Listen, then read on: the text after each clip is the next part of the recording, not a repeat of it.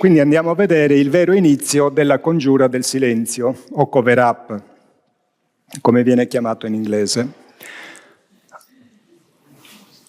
Questo vi spiego dopo chi è.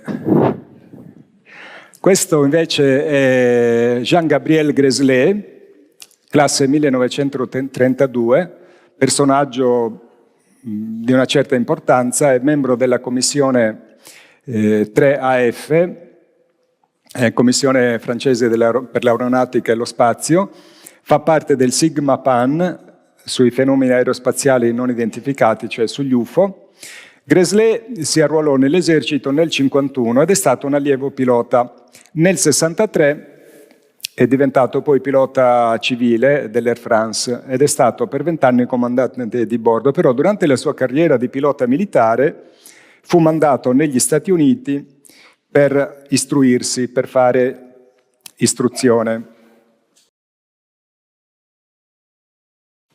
E si interessa al discorso UFO, ha delle esperienze e essendosi impratichito con questa sua permanenza negli Stati Uniti, soprattutto con la legge sulla libertà di informazione, Grésley decide di usarla. Freedom of Information Act, FOIA. Però gli viene una genialata, perché tutti i ricercatori fanno sempre richiesta attraverso il FOIA a chi? A quello che è ovvio. A chi chiedi? Chiedi ai militari, chiedi al Ministero della Difesa, perché sono i militari che nascondono, quindi loro sapranno. Grésley gli viene un'idea. Facciamo una cosa, chiediamo a chi non ci capisce nulla di sta roba e possibilmente pensa che sono fesserie. Quindi Grésley inoltra le richieste al Ministero di Grazia e Giustizia, che non si è mai interessato di UFO. Quindi il Ministero di Grazia e Giustizia, essendo quello invece che legifera, prende alla lettera le regole del FOIA, che i militari ovviamente aggirano per non dire le cose che sanno che devono tacere, e gli sfornano tutto. Gli danno tutti i documenti. A tutt'oggi di questa roba non si sa quasi niente, perché i libri di Grésley sono usciti solo in Francia. E c'è tutto. Pensate, perché poi lui mi ha indicato dove, la relazione tecnica degli ingegneri che sono saliti a bordo del disco volante. Oggi non ce l'ho questa relazione perché diventerebbe troppo lungo. Loro salgono sul disco, cosa cercano? Leveraggi, cavi, collegati agli alettoni, non trovano niente. Cioè trovano tutta una roba che secondo la scienza aeronautica di allora non può volare. Non c'è nulla di tutto quello che ci dovrebbe essere su un mezzo volante.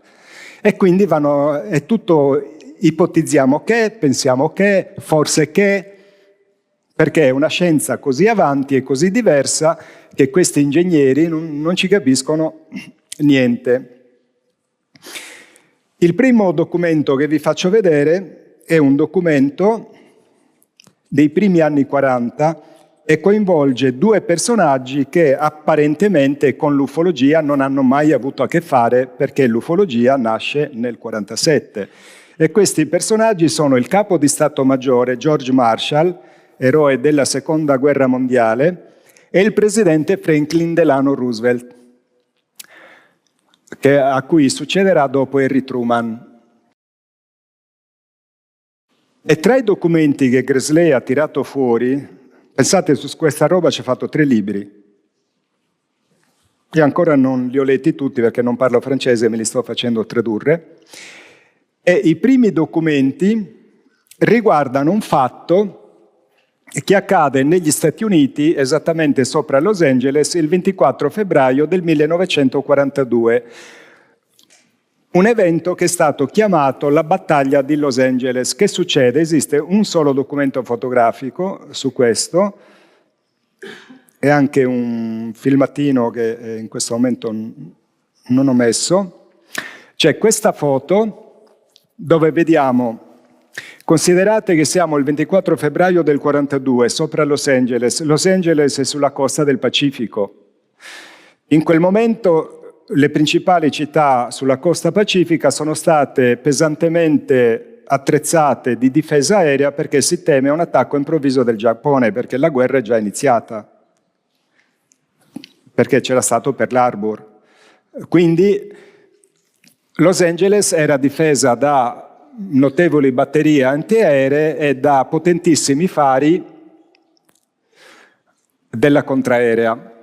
E quella notte lì praticamente vengono avvistati degli oggetti in formazione e si pensa che sia un attacco giapponese. Quindi uno degli oggetti viene identificato, ovviamente a causa della fortissima luminosità, poi la foto è notturna, si vede solo il bagliore, ma si vedono poi tutte le esplosioni dei proiettili della contraerea. Questi mezzi volanti sconosciuti vengono pesantemente bombardati, ma non gli succedeva nulla, non venivano giù. Ci furono delle vittime dovute alla ricaduta dei pesanti proiettili, feriti e forse anche una vittima, un morto, dovuto alla ricaduta dei proiettili della contraerea. Non ne fu un abbaglio, infatti l'esercito confermò che l'allarme era stato reale e che, appunto dovuto al fatto che c'erano state anche vittime e feriti, che i militari erano giustificati nell'intervento che hanno fatto. E sempre per il solito discorso delle moderne tecnologie inimmaginabili all'epoca, sottoponendo quella foto ad analisi, viene fuori cos'era l'intruso. Cioè i dischi volanti hanno sorvolato la città di Los Angeles. E i documenti che sono stati ottenuti da Gresley, c'è questo importantissimo, che porta la data di pochi giorni dopo, quindi 24 febbraio, sono 9 giorni dopo, ed è un memorandum che scrive il generale Marshall, capo di Stato Maggiore, top secret. E qui c'è un nome che fino al momento in cui Gresley tira fuori questa roba nessuno conosceva, nessun ufologo, nessun ricercatore, perché siamo nel 42, mancano ancora 5 anni a Kenneth Arnold, a Roswell, a Rhodes, con quelle foto. E il 5 marzo del 42 esisteva già una unità segreta chiamata Unità Fenomeni Interplanetari. Quindi già avevano capito che gli extraterrestri venivano sulla Terra.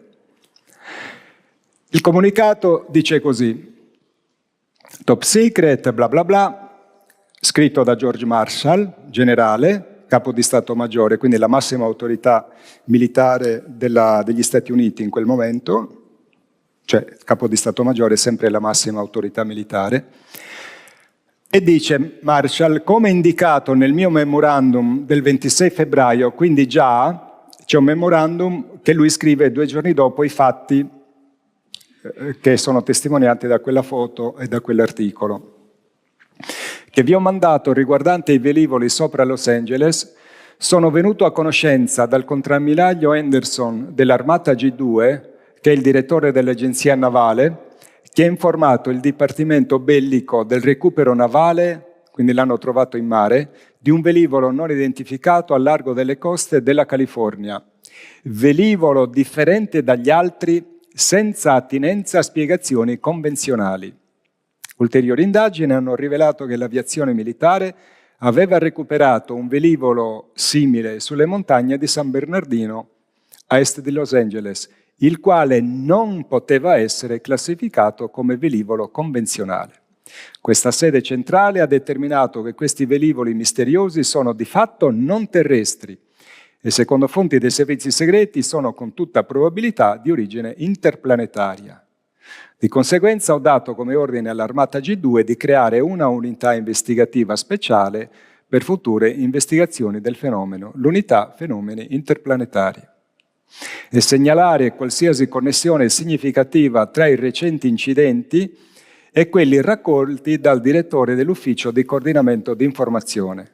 E, udite udite, ho ordinato ulteriori investigazioni serie a tutto il Dipartimento Bellico sui documenti riguardanti il fenomeno dei velivoli non convenzionali riportati addirittura dal 1897.